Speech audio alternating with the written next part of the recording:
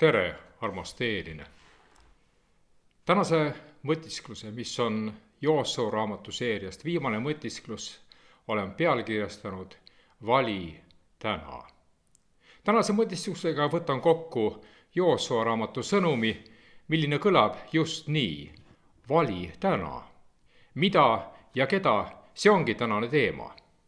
Joosua ütles, kui ta oli jõudnud juba oma elu lõpu radadele, järgmised sõnad: aga kui teie silmis on halb teenida issandat, siis valige endile täna, keda te tahate teenida. Aga mina ja minu pere, meie teenime issandat. Et on tegemist kokkuvõtva mõtisklusega, siis pakungi 6 õppetundi Iisraeli ajaloost. Joosua jutustab oma rahvale ajaloost ja sellest, mida Jumal on nendele teinud. Seega, kui räägime ajaloost, siis tegelikult räägime sellest, milline ja kes on Jumal.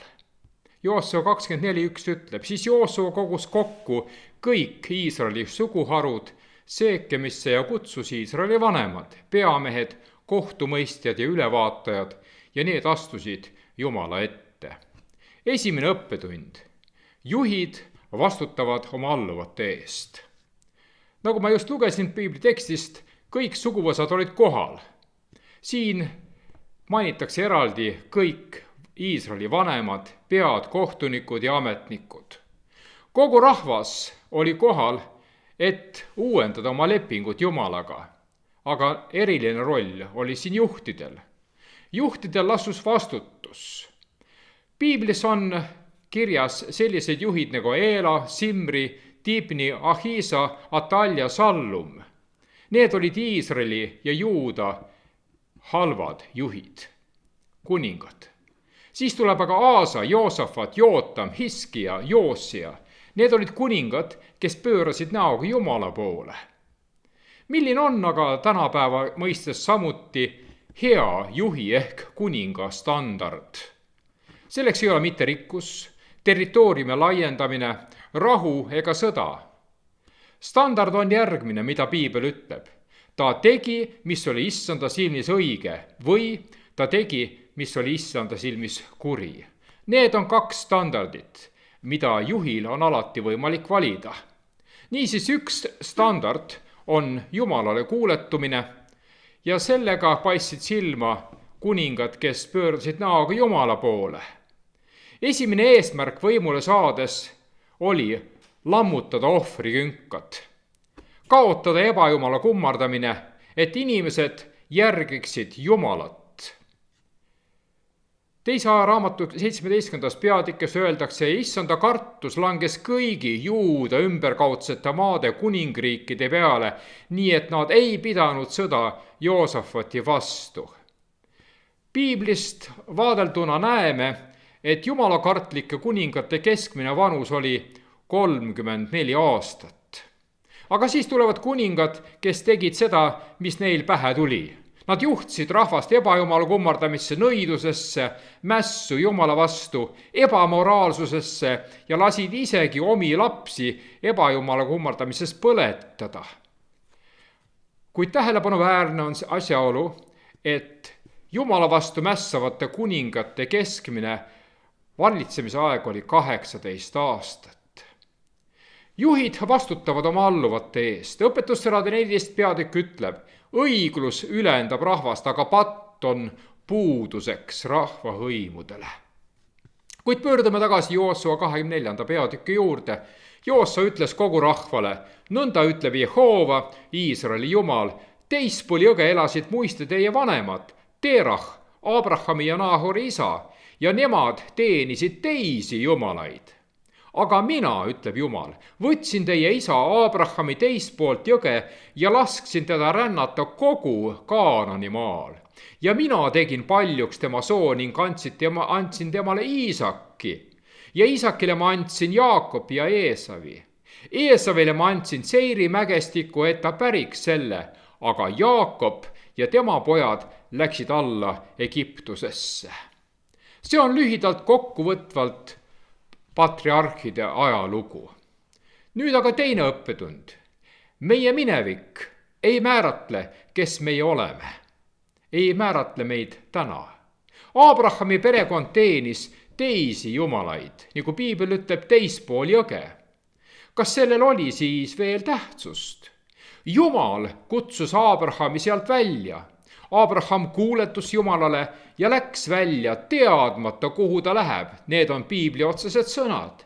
Jumal õnnistas Abrahami ja tegi temast suure rahva. Mida sina arvad, kas selline teguviis oli lähtuv usust? Seda oli kindlasti. Kui Joosua raamatust loeme edasi, siis ma läkitasin Moosese ja Aaroni ning lõin Egiptust sellega, mis ma seal tegin, ütleb Jumal, ja seejärel ma tõin teid sealt välja. Ja kui ma tõin teie vanemad Egiptusest välja ja te jõudsite mere äärde, siis ajasid egiptlasid teie vanemaid taga sõjavankrite ja ratsanikega kuni Kõrkja mereni. Siis nad kisendasid Jehova poole ja tema pani pimeduse teie ja egiptlaste vahele ja laskis mere tulla enne peale ning mattis nad. Jah, te olete oma silmaga näinud, mida ma Egiptuses tegin.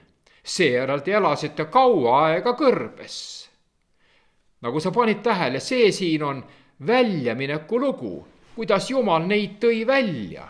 3. õppetund. Jumala leping ja Jumala tõotused on kõigile. 5 vahetust pilti teie ja nemad vahel. Salmis 5, mina tõin teid välja. Ometi polnud enamik kogenud Egiptuse väljarändamist ega vabanemist. Leping mitte ainult ühe põlvkonna jaoks, see oli kõigile, kes selle usu kaudu vastu võtsid ja kuulekuses käisid. 5. Moosese 5. peatükk ütleb, Issand ei teinud seda lepingut meie eseisadega, vaid meiega, kes me täna siin oleme, kõigi meiega, kes me elame.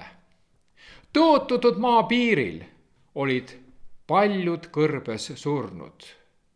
Sündis uus põlvkond, ometi kehtis Siinai leping neile samamoodi.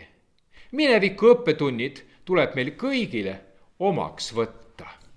Kui loeme taas Joosua 24. peatükist, siis ma viisin teid eemorlaste maale, kes asusid teispool Jordanit ja nemad sõdisid teie vastu. Aga mina andsin nad teie kätte ja te pärisite nende maa ja ma hävitasin nad teie eest. Siis tõusis Baalak, Sippori poeg, Moabi kuningas ja sõdis Iisraeli vastu. Ta läkitas järele ja kutsus Bileami, Peori poja, teid needma. Aga Jumal ütleb, aga mina ei tahtnud kuulata Bileami ja ta pidi teid korduvalt õnnistama ning ma päästsin teid tema käest. Kas sa paned tähele, see on kõrberännaku lugu. 4. õppetund. Jumal on alati loo peategelane. Iisrael on objekt. Jumal võttis Abrahami, Jumal juhtis Abrahami, Jumal andis talle palju järeltulijaid, Jumal andis Jaakob ja Eesavi, Jumal nuhtles Egiptust, Jumal tõi nad välja, Jumal pani pimeduse iisraelaste ja egiptlaste vahele, Jumal tõi mere egiptlaste peale ja kattis nad, Jumal andis eemorlased nende kätte, Jumal hävitas nende vaenlased nende eest, Jumal päästis nad Bileami käest. Jumal on suveräänne, Jumal on ustav, Jumal peab oma lubadusi, Jumal peab lepingut oma rahvaga. Selline on Jumal, kellest piibel räägib. Loeme edasi Joosua 24. peatükist. Ja te läksite üle Jordani ning jõudsite Jeerikusse. Ja Jeeriku elanikud ja emorlased, perislased, kaananlased, hetiidid ja kirakaslased, hiivlased ja jõbuuslased sõdisid teie vastu, aga mina andsin nad teie kätte. Ja mina läkitasin teie eel masenduse, mis ajas ära teie eest mõlemad eemorlaste kuningad, aga mitte sinu mõõgaga ja ammuga. 5. õppetund. Jumal võitleb meie eest. Kuningad vabastati ja tapeti, aga mitte sinu mõõga ja vibuga. 2. Mooses 14. peatükk ütleb, aga Mooses vastas rahvale, ärge kartke, püsige paigal, siis te näete Jehova päästet, mille ta täna teile valmistab, sest egiptlasi, keda te näete täna, ei näe te edaspidi enam iialgi, ütleb Jumal. Jehova sõdib teie eest, aga teie vaikige. See on Punasest merest läbimineku lugu, Punasest merest läbimineku kogemus. Loeme edasi Joosua 24. peatükk. Ja ma andsin teile maa, millel kallal sa ei ole vaeva näinud, ja linnad, mida te ei olnud ehitanud, ja neis te nüüd elate, viinamäed ja õlipuud, mida te ei olnud istutanud, ja neist te nüüd sööte, ütleb Jumal. 6. õppetund. Kõik see saab tegelikkuseks usu läbi, mitte tegude läbi. Kas sa kuulsid õigesti? Nad läksid maale, kus nad ei vaevanud end. Nad ei ehitanud linnu, selleks polnud vajadust. Kõik eelpool öeldud silmas pidades on kohane lugeda nüüd jätkuvalt Joosua 24. peatükist. Sellepärast, ütleb Jumal. Sellepärast kartke nüüd Issandat ja teenige teda laitmatult ja ustavalt ja kõrvaldage jumalad, keda teie vanemad on teeninud teispool jõge ja Egiptuses, ja teenige Issandat. Aga kui teie silmis on halb teenida Issandat, siis valige endile täna, keda te tahate teenida. Kas neid jumalaid, keda teie vanemad teenisid teispool jõge, või eemorlaste jumalaid, kelle maal te elate? Aga mina, ütleb Joosua, ja minu pere, meie teenime Issandat. Joosua üleskutse väljendab selgesti tõsiasja, et Iisraelil on vajalik otsustada, kas loojale truu olles säilitada oma ainulaadsus ja elada sellel maal või hajuda taas paljude ebajumalaid teenivat rahvaste hulka, kellele pole selget enesemääratlust, ei eesmärki ega ka ülesannet. Valik on nende oma. Joosua üleskutse on kahekordne. Iisraelil on vaja karta Jumalat ja teenida teda laitmatult ja ustavalt. Issanda kartmine ei tähenda elu pidevas värisemises ja emotsionaalses ebakindluses. See tähendab hoopis harrast austust ja aukartust, mis tuleneb ühelt poolt Jumala hoomamatu suuruse, pühaduse ja lõpmatuse tõdemisest ning teiselt poolt meie väiksuse, patususe ja piiratuse tajumisest. Jumalat karta tähendab pidevalt teadvustada tema nõudmiste olulisust ja tunnistada, et tema on küll meie taevane isa, aga ka jumalik kuningas. Selle teadvustamine toob ellu soovi kuuletuda temale. Kuigi kartus kirjeldab sisemist hoiakut, mis peab iisraelast iseloomustama, on Jumala respekteerimise praktiliseks tulemuseks teenimine. Teenimist, mida Iisraelilt nõutakse, iseloomustab 2 heebreakeelset sõna laitmatult ja ustavalt. Esimene neist, heebreakeeles tamim, kasutatakse enamasti ohvriloomade veatust väljendava omadussõnana.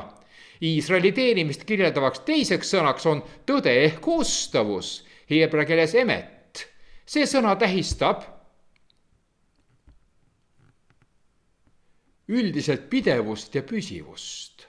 Tavaliselt viidatakse sellega Jumalale, kelle iseloomu laitmatu osa on ustavus, mida ta osutab Iisraelile. Ustav inimene on sihikindel ja usaldusväärne.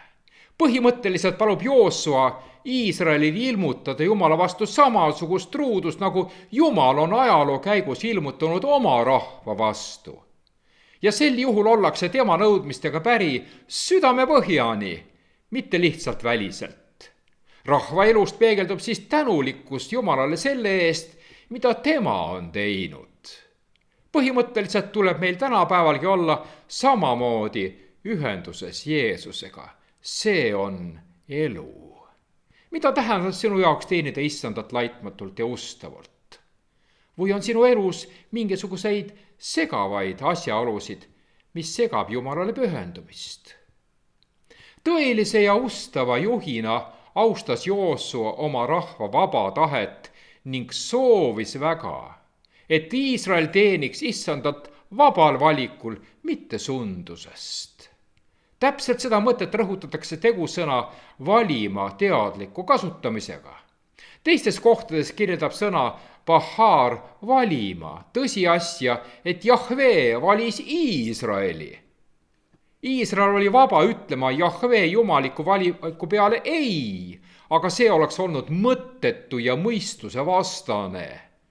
Iisrael võiks öelda Jumalale jah ning elada edasi ja pöörata talle selja ja lakkamata olemast.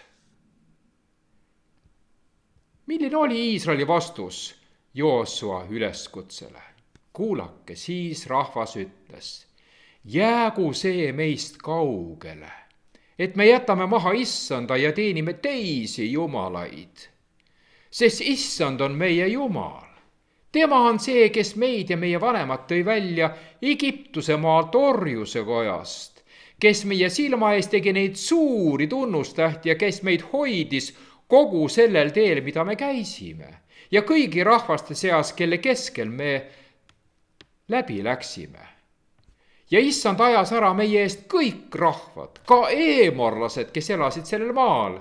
Sellepärast teenime meiegi Issandat, sest tema on meie Jumal. Millest oli sinu meelest tingitud Joosua reaktsioon nende vastusele? Loeme pühast kirjast. Aga Joosua ütles rahvale: te ei või teenida Issandat, sest tema on püha Jumal. Tema on püha vihaga Jumal, tema ei anna andeks teie üleastumisi ja patte, kui te jätate maha Issanda ja teenite võõraid jumalaid. Siis ta pöördub ära ning teeb teile kurja ja hävitab teid pärast seda, kui ta teile on head teinud. Aga rahvas ütles Joosuale: ei, vaid meie teenime Issandat. Oma kategooriliselt jaatava vastusega tunnistasid iisraelased, et usuisade ja nende esiisade Jumal on nüüd ka meie Jumal, keda nad on valmis teenima jagamatu truudusega. Pärast sellist ustavuse vaieldamatut kinnitust rahva poolt ootaksime Joosualt kinnitavaid ja julgustavaid sõnu, aga neid ei tulnud. Joosua ja rahva vaheline kahekõne võttis järsku uue suuna, milles Joosua näis olevat justkui saatana suuvooder. Seni rääkis ta Jumala armulisusest ja hoolitsusest minevikus. Nüüd aga maalib ta iisraelaste silme ette ähvardava pildi Jumalast, keda pole kerge teenida. Joosua tundis esimese põlvkonna kõikuvust, kes tõotas sarnasel viisil olla Jumalale sõnakuulelik, kuid unustas oma lubadused juba siis, kui sõnad olid veel nende huulil. Seega tahtis Joosua retoorika abil teadvustada iisraelastele mõningaid asjaolusid. Ja siin nad nüüd on. Esiteks, otsus teenida Jumalat on tõsine otsus. See peab kujundama kogu rahva ümber Jumala ilmutuse kohaselt. Selle eesmärgi poole püüdlemisel on õnnistused ilmselged, ent rahvas pidi täielikult mõistma ka sõnakuulmatuse tagajärgi. Pattude andeks saamine on Jumala armu ime, mitte inimkonna vääramatu õigus. Teiseks, iisraelaste otsus teenida Jumalat pidi olema nende enda otsus, mitte aga miski, mille juht, antud juhul siis Joosua, neile ette kirjutas või koguni peale surus. Kolmandaks, Iisrael pidi mõistma, et inimesed ei saa teenida Jumalat oma jõul. Jumala teenimist ei saavutata lepingusätete mehaanilise järgimisega, vaid isikliku suhte kaudu Issandaga, kes on see, kes päästab. Kuid Joosua jätkas: teie olete tunnistajaks iseeneste vastu, et te olete endile valinud Jehova, et teda teenida. Ja nemad vastasid: oleme tunnistajad. Ja nüüd kõrvaldage võõrad jumalad, kes teie keskel on, ja pöörake oma südamed Jehova, Iisraeli Jumala poole. Ja rahvas ütles Joosuale: me tahame teenida Jehovat, oma Jumalat, ja võtta kuulda tema häält. Miks oli Joosual vaja korrata iisraellastele üleskutsed vabaneda nende ebajumalaist. Ebajumalate kummardamise oht ei olnud vaid teoreetiline.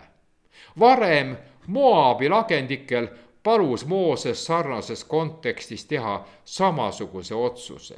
Loeme sellest ajahetkest. Ma kutsun täna tunnistajaks teie vastu taeva ja maa. Ma olen pannud sinu ette elu ja surma, õnnistuse ja needuse. Vali nüüd elu, et sina ja sinu sugu võiksite elada.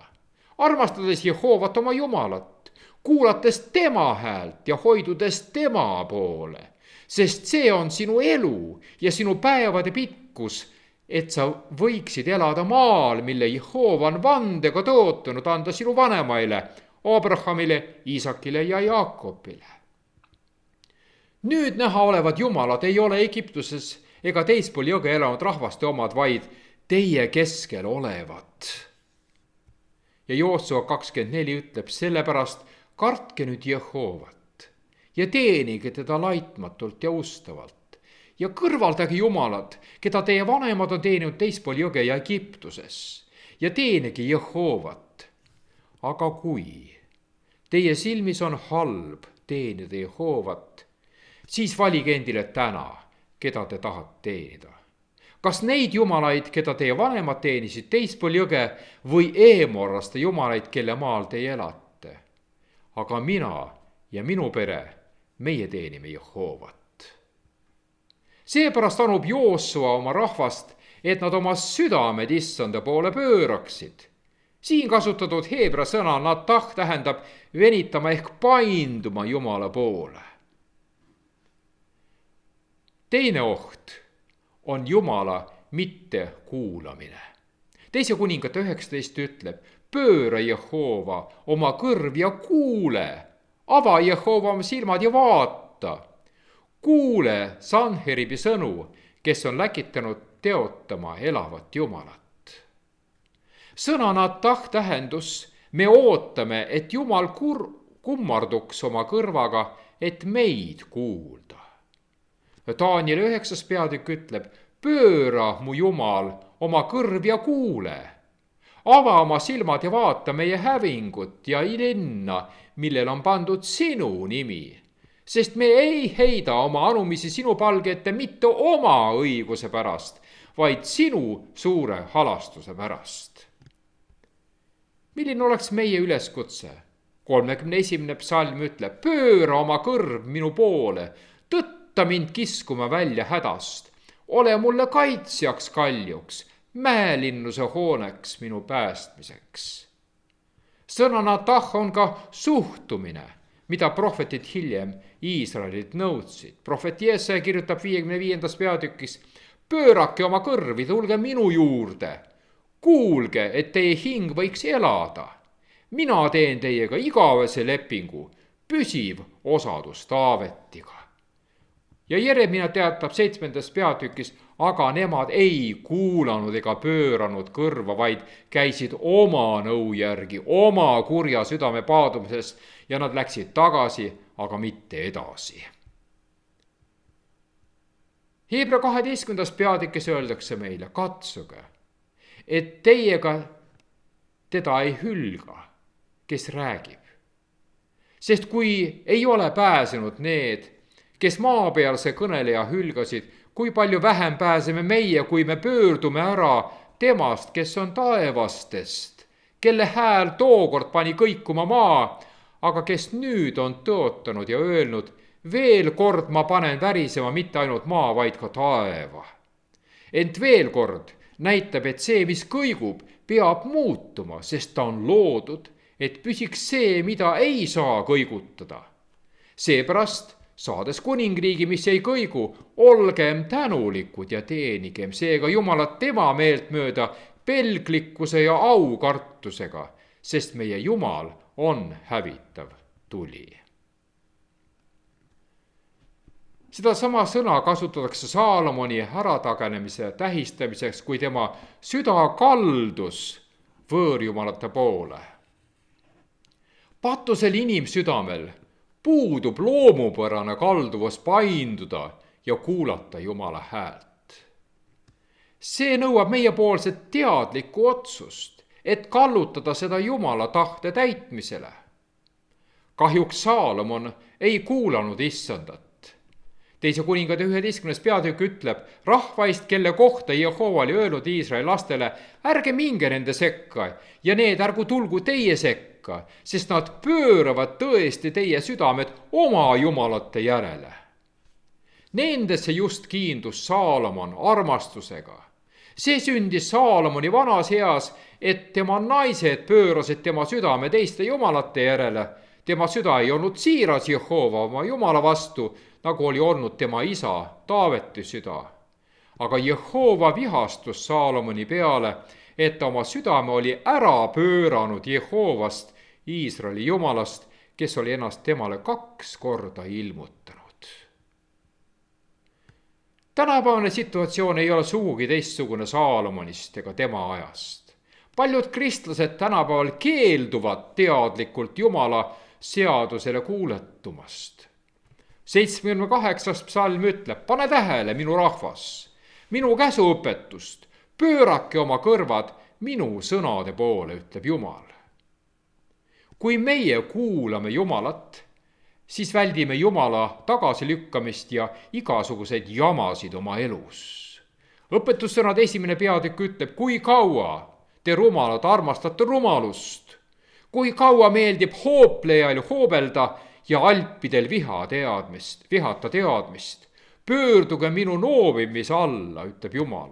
Vaata, ma lasan teile voolata oma vaimu, teen teile teatavaks oma sõnad. Et ma olen kutsunud, aga te olete tõrkunud. Olen sirutanud oma käe, aga ükski pole tähele pannud.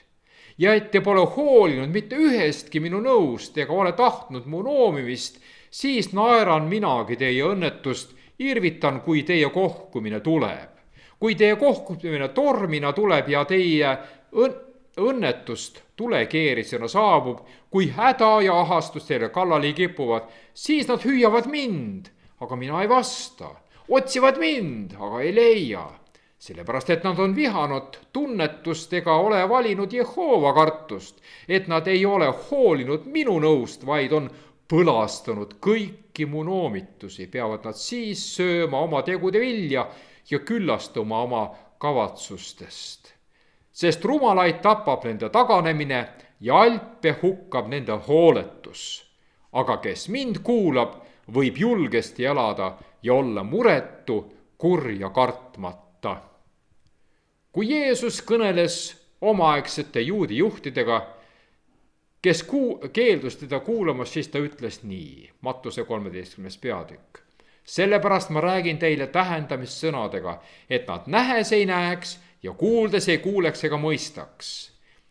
Ja nende kohta läheb täide prohvet Jeesaja ennustus, mis ütleb, kuuldes te kuulete ega mõista ja nähes te näete ega taipa, sest selle rahva süda on tuimaks läinud ja nad kuulevad raskesti oma kõrvadega, sulevad oma silmad, et nad silmadega ei näeks ja kõrvadega ei kuuleks ja südamega ei mõistaks ega pöörduks, et mina neid parandaksin, ütleb Jumal. Aga õndsad on teie silmad, et nad näevad ja teie kõrvad nad kuulevad, sest tõesti mina ütlen teile, paljud prohvetid ja õiged on igatsenud näha, mida teie näete ega ole näinud ja kuulda, mida teie kuulete ega ole kuulnud. Kas sa panid tähele? Selleks, et Jumal meid kuuleks, on vajalik teatud tingimuste täitmine. 2. Korintuse 7. peatükk ütleb, sest kui me temale teist midagi oleme kiidelnud, ei ole me jäänud häbisse, vaid otse kui me teile oleme rääkinud tervet tõtt, nõnda on ka meie kiitlemine teist Tiitusele osutunud tõeks. Ja tema süda on seda rohkem teie poole, kui ta meenutab teie kõikide sõnakuulelikkust, kuidas te kartuse ja väristusega võtsite tema vastu. Jumal tõesti kuuleb õigeid. 34. psalm ütleb, Jehova silmad on õigete poole ja tema kõrvad nende appi hüüdmise poole. Jumal avab oma kõrvad neile, kes avavad oma kõrvad temale. 1. Peetruse 3. peatükk ütleb, sest issanda silmad on õigete poole ja tema kõrvad nende palvetamise poole, aga issanda pale on pahategijate vastu. On huvitav märkida, et viimane hoiatussõnum maailmale tugineb samuti kuulmisele. Ilmutamise 14. peatükk ütleb: ja ma nägin teist inglit lendavat kesktaeva kohal. Sellel oli igavene evangeelium, et armuõpetust kuulutada neile, kes elavad maa peal, ja kõigile rahvahõimudele ja suguharudele ja keeltele ja rahvastele. Ja ta ütles suure häälega: kartke Jumalat ja andke temale austust, sest temal kohtutund on tulnud. Ja kummardage teda, kes on teinud taeva, maa ja mere ja veteallikad. Igal kirikuajastul eeldati, et kristlane kuulab Jumalat. Ilmutamise raamatu 3. peatükk ütleb: kellel kõrv on, see kuulgu, mis vaim kogudustele ütleb. Peatse kohtumiseni.